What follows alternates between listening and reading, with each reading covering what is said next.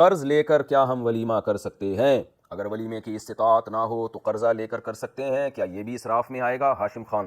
ہاشم بھائی، اسراف کی ڈیفینیشن یہ ہے کہ آپ اپنی انکم اور ارننگ سے زیادہ خرچ کرنا شروع کر دیں، چاہے ولیمے پہ کریں، چاہے حج پہ کریں، چاہے عمرے پہ کریں، چاہے آپ صدقات و خیرات کریں۔ تو اچھا کام بھی اگر اپنی حیثیت سے زیادہ ہوگا تو اسراف میں آتا ہے، اور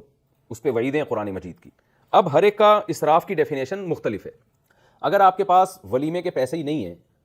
لیکن ابھی نہیں ہے، آپ کو پتہ ہے اگلے مہینے آ جائیں گے، اس سے اگلے مہینے آ جائیں گے، اور آپ نے کسی جاننے والے سے قرض لے کے ولیمہ کر دیا، اور آپ کو پتہ ہے میں قرض بہت آرام سے اتار سکتا ہوں، تو یہ اسراف میں نہیں آئے گا، کیونکہ آپ کی استطاعت کے اندر ہے یہ۔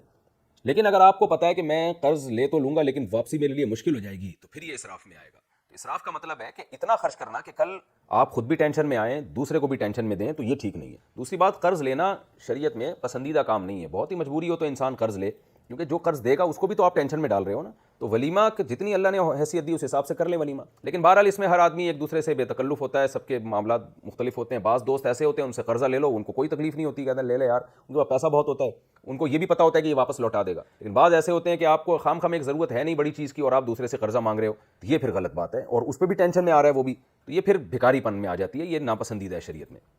تو اس لیے شریعت میں استغنا کے ساتھ ہی رہنے کا حکم ہے، اور